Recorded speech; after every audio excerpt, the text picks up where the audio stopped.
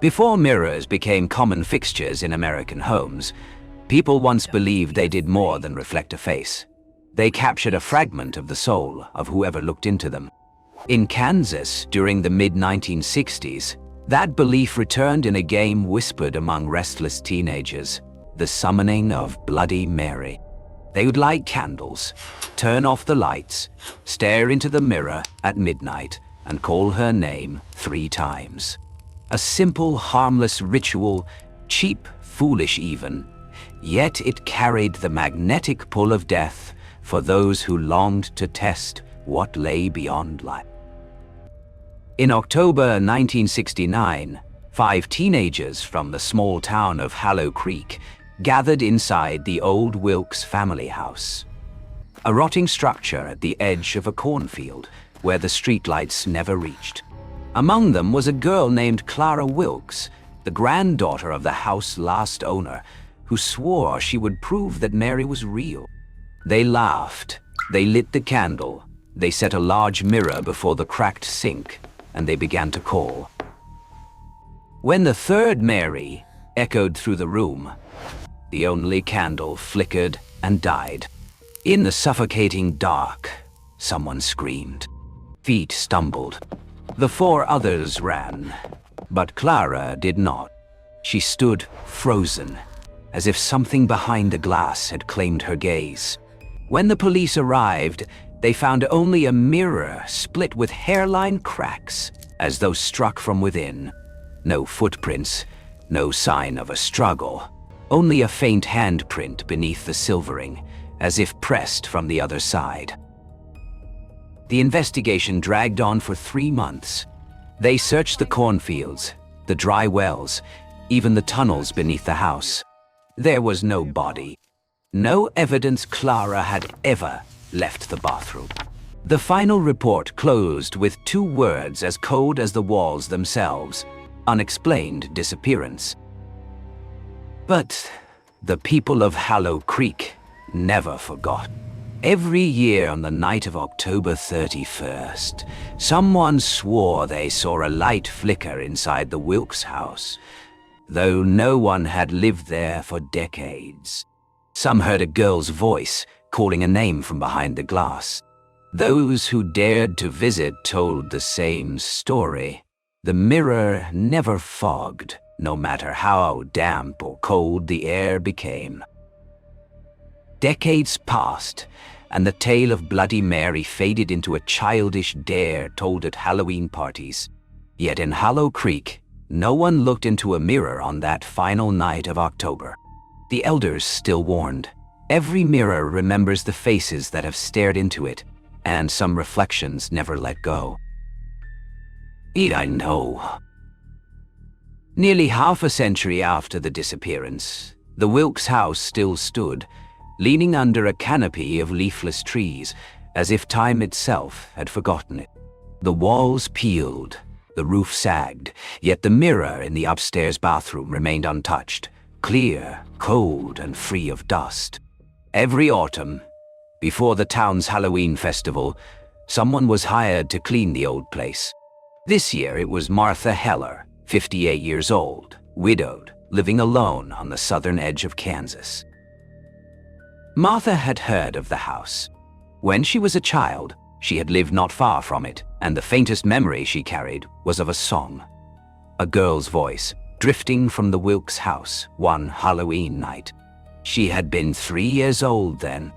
Now, as she returned, the house seemed smaller, yet it carried a weight that felt older than time, a damp, metallic scent laced with ashes, as though every gust of wind had died within its walls.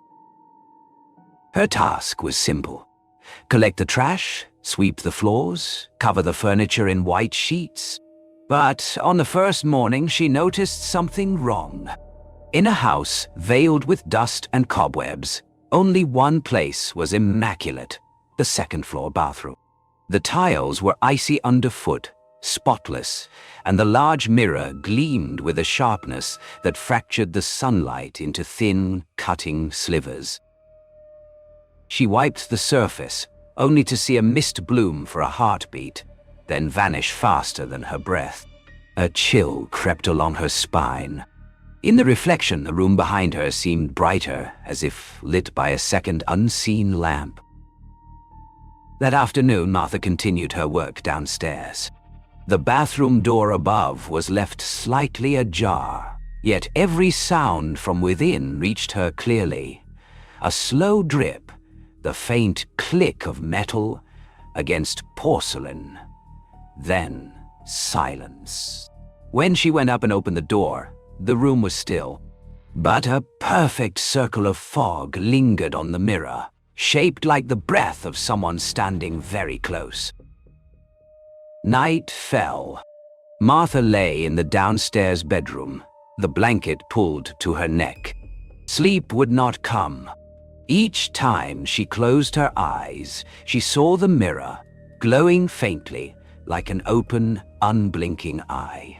She told herself it was exhaustion, that her mind was only playing tricks. But somewhere above, from the second floor, came a sound. 3 soft, deliberate knocks.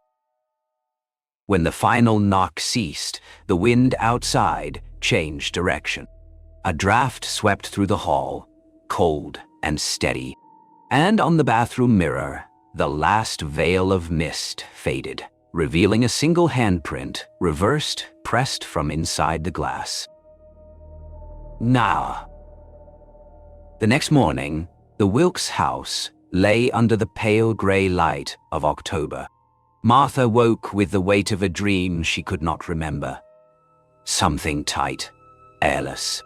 The silence was deep, broken only by the hiss of wind threading through the window frames, carrying the faint scent of metal and mold. She told herself the knocking from last night had been a loose shutter or a shifting beam, but a quieter, older voice inside her knew the sound hadn't come from the wood or the walls. It had come from somewhere hollow. Martha returned to the bathroom to continue her work.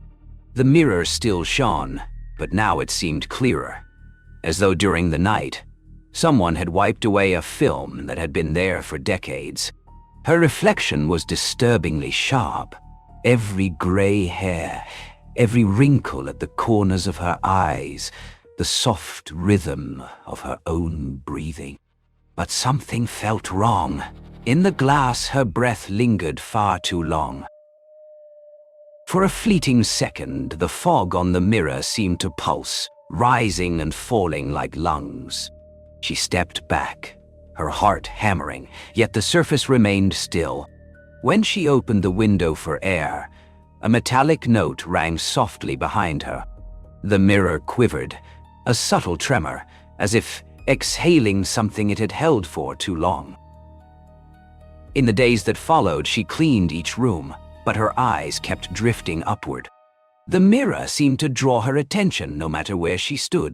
Each time she passed, the reflection grew sharper, more vivid, almost alive. Sometimes she noticed her reflection moving just a heartbeat slower than she did, turning its head late, breathing out late, smiling when she did not. On the third night, rain came. It battered the roof like 1,000 tiny fists, flashes of lightning illuminating the house in brief, violent bursts. Martha was mopping the floor when she heard a low murmur from upstairs. At first, she thought it was the wind, until the sound took form. A voice. It was calling her name, slow and drawn out, as if echoing through water. She froze, mop in hand, listening. The voice stopped right outside the bathroom door. When she entered, the darkness felt heavy, alive. Her breath came out in clouds so thick she could see them. The mirror was fogged again, but this time it bore not one handprint, but dozens. Small, smeared, overlapping, as if faces were pressed to the glass from the other side. A faint layer of vapor pushed outward, touched the surface, then retreated like a wave. Martha turned to leave, but her body stopped. In the reflection, she was still standing perfectly still, facing the mirror. Slowly, her mirrored self raised a hand, pressed it to the glass, and exhaled. A white mist blossomed, swallowing the room. Lightning split the sky, a single flash that lit the bathroom for an instant. And in that moment, behind her reflection, Martha saw another face. A young woman, dripping wet, her skin pale and bloated, her eyes wide and unblinking, her lips a bruised, drowned violet. Then the lights went out. The rain ceased. Only the sound of breathing remained, steady, patient, and not hers. By dawn, Martha sat on the porch steps, her eyes blank, staring across the cornfield. The mirror upstairs stayed unbroken, bright as ever, except for one new detail. If anyone stepped close enough, they would see a faint, rhythmic mist spreading across the inside of the glass, expanding and contracting, as if the mirror itself were breathing. On the fourth day, the sun returned, but its light could not pierce the dust-coated windows. Martha awoke with a raw throat and a crushing weight on her chest, as if someone had sat upon her all night. The rain was gone, the wind had stilled, only silence remained. A silence so dense it felt like her own body could hear itself decay. She went upstairs with a single purpose: to cover the mirror. The obsession had turned to illness. Each time she passed it, she felt the reflection watching, smiling faintly when she wasn't looking. This time, she drew a white sheet from her bag and draped it carefully over the glass. For a moment, her breath came easier. But hours later, when she returned, the cloth lay folded neatly on the floor, and the mirror shone spotless once again. Martha lingered, studying it. In the reflection, the window behind her stood slightly open, though in reality, it was sealed shut. The light inside the mirror was different, warmer, as if the sun on that side belonged to another world. She stepped closer. With each step, her reflection moved a beat slower. When she stopped, the woman in the glass was still in motion. That was the moment she understood. The figure in the mirror was no longer her. The reflection tilted its head, eyes wide and unblinking, the skin smooth and waxen. The mirrored hand rose slowly, while Martha's own arms hung limp. A freezing current crawled from her toes to her throat. She couldn't look away. The glass quivered, crackling like thin ice. From one of the fissures, a drop of dark red liquid seeped down, spreading like a vein across the surface. She stumbled back. The floorboards groaned. Then the door slammed shut behind her. The light vanished. Only the faint, eerie glow of the mirror remained, illuminating her terrified face. Within that surface, another girl began to move. Not Martha, but Clara Wilkes, 17 years old, her hair wet, her eyes hollow. The girl smiled, a delicate, weightless curve of the lips, and placed her palm against the inner side of the glass. The silver rippled, soft as water. She whispered something Martha couldn't hear, but could feel beneath her skin. A summons, a beckoning. As Martha backed away, the floor seemed to sag, the chill seeping up through her feet. She turned and grasped the doorknob, but it was icy solid, frozen in place. The whisper returned, clearer now, echoing from somewhere behind her eyes. "One of us must stay." She lifted her gaze, and her reflection stood inches from the glass, its eyes entirely black, no whites left. Her breathing matched the thin, hissing pulse of the mirror, two lungs beating as one. A deep crack tore down the center of the glass, spilling a thick, metallic liquid that reeked of old blood. Martha tried to scream, but no sound escaped. For an instant, she saw herself young again, smooth-skinned, vibrant. The reflection smiled gently. She reached out. The mirror's surface dissolved beneath her fingertips, melting like liquid silver. Inside, a warm light spread, softer, brighter than the world she knew. Peaceful, inviting. She felt herself drift toward it, her body light, her fear dissolving like fog. When her hand finally passed through, there came one last sound, a sharp intake of breath, then silence. The room was still again. Only a trail of wet footprints led to the mirror. Slowly, the mercury surface sealed itself shut, and the reflection within grew perfect once more. A woman smiling faintly as she wiped a smear of red from the glass, while beyond the mirror, the room stood empty. On the morning of November 1st, weak sunlight filtered through a sky of heavy gray clouds. On the road leading to the fields, Tom Green's pickup truck came to a stop in front of the Wilkes house.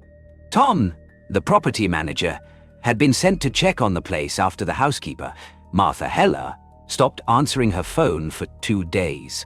The house stood motionless, like a gravestone. No birds, no wind, only a stillness that seemed to be waiting, quietly, behind those dusty curtains. Tom opened the door and stepped inside. The air felt wrong, too clean for an abandoned home. The wooden floors gleamed. Every sheet covering the furniture had been neatly folded and stacked in a corner. He called out Martha's name, but his voice came back faintly, as if swallowed by the walls. There was no reply. No sign of anyone living here, except a faint scent of candle wax and metal. Upstairs, Tom stopped in the hallway. The bathroom door was slightly ajar, a trembling light spilling out and dancing on the ceiling. He stepped closer. The large mirror covered the entire wall, shining so brightly it almost hurt to look at. No dust, no stains, just a flawless surface, polished to perfection. In the reflection, he saw himself, but behind him stood a woman, head bowed, wiping the glass. Tom spun around. The room was empty. He looked back at the mirror. The woman was still there, moving slowly, patiently, wiping in gentle circles. Her hand left faint trails of mist that shaped themselves into letters, shaky, uneven, fading before he could read them. He leaned in, squinting. The woman's face came into focus, not Martha's, not anyone he knew. A strange but vivid face, eyes staring straight through the glass, straight into him. Her lips moved soundlessly, but he understood the rhythm of her words. 2 of them, clear as day. Look back. Cold air seeped out of the mirror, clinging to his skin like frost. Tom took a step back, but his foot caught on a white cloth lying on the floor. When he bent to pick it up, the fabric was soaked. Not with water, but with something thick, dark, and still warm. He dropped it instantly and looked up again. Now the mirror no longer reflected him. Only the room, empty, and the woman still inside, wiping the glass. The surface quivered softly. A faint breath fogged the mirror, then slowly disappeared. Tom left the house at dusk, not quite remembering how he'd gotten outside. When he turned back, the last ray of sunlight caught the upstairs window. The mirror flashed, as if someone inside were waving goodbye. That night, townsfolk passing by the old road swore they saw flickering light in the Wilkes house, and at the window, a woman standing silently, facing the mirror, forever wiping away dust that was never there. Wah, say, Gahi.